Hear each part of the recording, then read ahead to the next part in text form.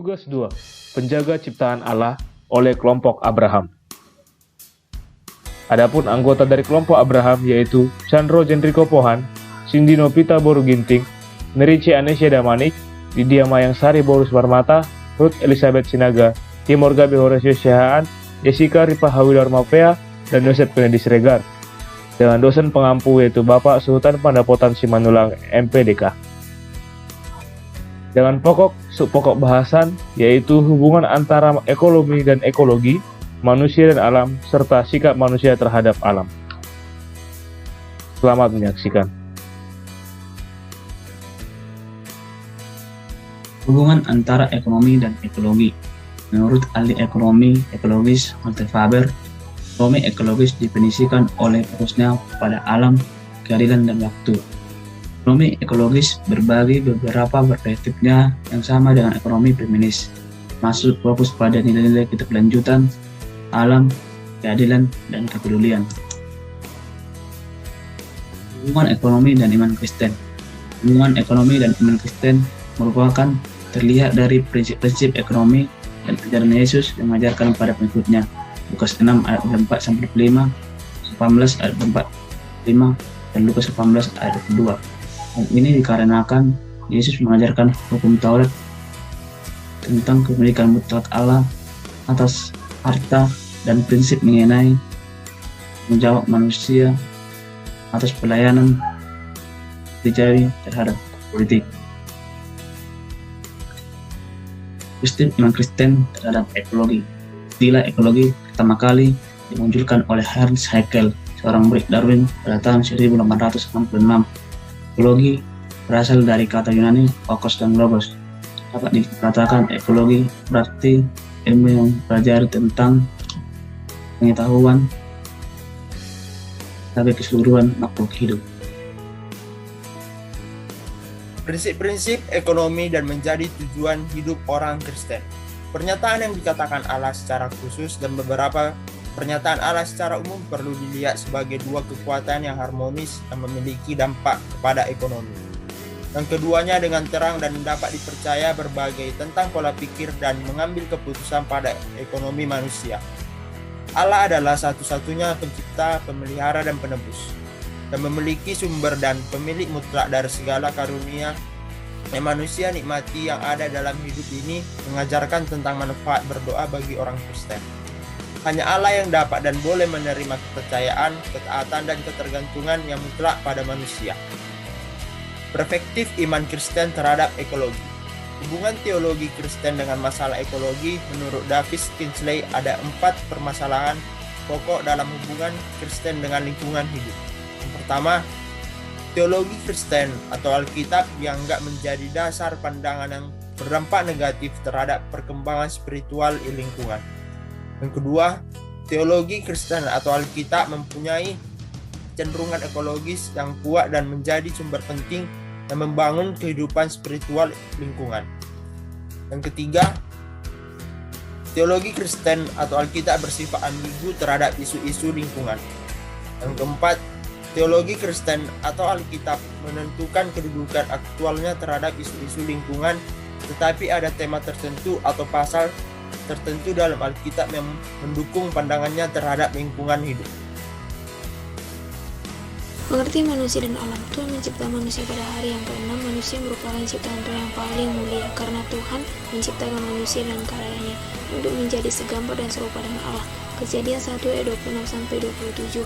Tuhan menciptakan manusia dari debu dan tanah. Kemudian Tuhan mengembuskan napas kehidupan pada hidungnya.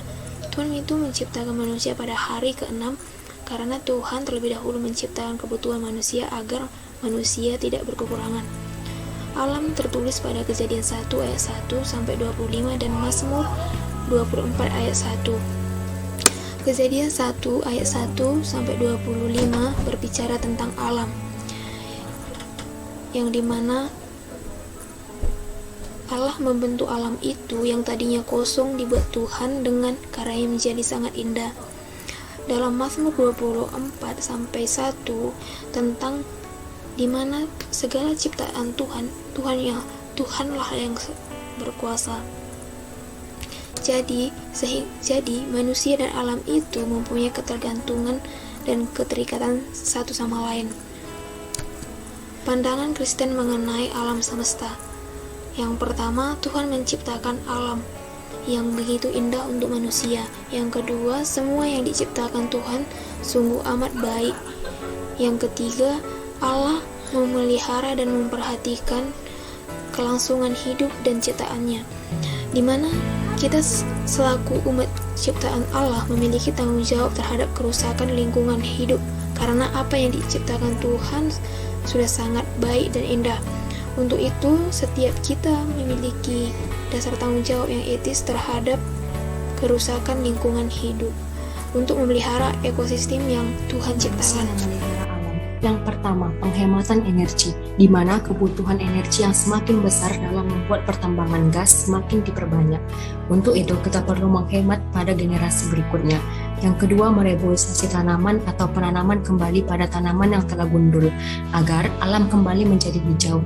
Yang ketiga, memperluas hutan lindung, di mana hutan lindung sebagai penyangga kehidupan untuk mengatur tata air, mencegah banjir, dan mengendalikan erosi. Untuk itu, sebaiknya kawasan hutan lindung perlu dimanfaatkan dalam menjaga ekosistem. Yang keempat, menyiram tanaman, agar tanaman tersebut dapat terhidrasi dan dapat tumbuh dengan subur. Yang kelima, membuang sampah pada tempatnya, karena apabila dengan ini kita dapat mewujudkan kebersihan sebagian daripada iman, yang mencerminkan bagaimana sikap dan perilaku kita dalam menjaga ekosistem ciptaan Tuhan. Kebesaran Tuhan pada manusia dan alam. Dalam kitab Mazmur 104 ayat 1 sampai dengan 28 menjelaskan bagaimana kepedulian Allah secara luar biasa pada semua ciptaannya. Manusia mendapat perhatian khusus, tidak hanya diberi sesuatu secara sandang, pangan maupun papan, namun Tuhan mencukupkan manusia dengan apa yang ada di alam. Manusia diberikan anggur, minyak, dan makanan yang menyegarkan. Dia menyediakan air dan menumbuhkan rumput-rumput untuk segala binatang, baik yang ada di darat dan di air. Dengan itu, kita dapat meniru bagaimana cara Allah yang luar biasa dalam memperhatikan terhadap apa yang diciptakannya, karena manusia sebagai mahkota ciptaannya dan membuat manusia untuk tetap menjaga lingkungan alam yang asri. Perintah Allah untuk mengelola dan memelihara alam terdapat dalam Nats Kejadian 1 ayat 28. Artinya, hubungan manusia dan alam, yaitu manusia merupakan satu-satunya makhluk ciptaan Tuhan yang berakal budi. Alam merupakan lingkungan kehidupan atau segala sesuatu yang ada di langit dan di bumi, seperti tumbuh-tumbuhan dan binatang. Manusia dan alam mempunyai hubungan yang saling bergantung dan saling membutuhkan. Tapi sering berjalannya waktu, alam berubah wujud dari tampilan sebelumnya. Pengembangan aspek tidak terlepas dari kemajuan pola pikir manusia yang dititik beratkan kepada keadaan sekarang, berusaha mempermudah kehidupan manusia karena kebutuhan hidup. Oleh karena itu, etika lingkungan tidak terpusat pada manusia atau alam, melainkan manusia ingin menciptakan sesuatu harus menggunakan apa yang diciptakan oleh Allah. Manusia mencipta dan membangun senantiasa menggunakan yang tersedia di alam yang merupakan ciptaan Allah. Buah-buah kepedulian pada alam. Artinya, kita sebagai makhluk ciptaan Tuhan harus menjaga alam lingkungan sekitar karena alam berasal dari Tuhan juga. Dan apa yang kita lakukan kepada Allah merupakan wujud syukur kepada Tuhan karena sudah diciptakan. Alam semesta adalah sumber teologi Kristiani. Allah berkata, "Dalam sengsaramu engkau bertanya di mana aku. Ketika engkau menderita, lihat kembali dunia di sekelilingmu dan engkau akan melihat aku di situ dan diingatkan akan kebijaksanaan dan kuasaku." Maknanya adalah bahwa penguasaan atas seluruh ciptaannya tidak bersifat sewenang-wenang dan tidak bertanggung jawab. Manusia diharapkan menguasai seluruh makhluk ciptaan Tuhan ini dengan penuh perhatian dan penuh kasih. Sikap manusia terhadap alam. Manusia merupakan satu-satunya ciptaan Tuhan yang berakal budi. Lingkungan kehidupan atau segala sesuatu seperti yang ada di langit dan yang ada di bumi, seperti tumbuh-tumbuhan dan binatang. Manusia dan alam mempunyai hubungan saling membutuhkan dan saling tergantung. Pemazmur mengatakan bahwa Allah lah pemilik semesta ini. Dalam Mazmur 24 ayat 1 mengatakan, Allah yang mempunyai bumi serta segala isinya, dan dunia serta yang di dalamnya. Tuhan telah menciptakan segala sesuatu dari yang tidak ada menjadi ada. Creatio ex nihilo. Secara teologis, dapat dikatakan manusia merupakan ciptaan dan bait Allah. Semuanya itu berada dalam satu hubungan perjanjian dengan Allah. Itu dijelaskan bahwa alam merupakan pemberian Allah untuk manusia. Menjadi Kristen berarti merupakan menjadi bagian dari Allah, yaitu untuk menata kehidupan yang harmonis. Dilaksanakan sebagai bentuk kesadaran dan tanggung jawab umat Kristen sebagai umat ciptaan Allah. Semua itu tentu saja diperbuat untuk memuliakan Allah sebagai Sang Pencipta. Sikap manusia terhadap alam.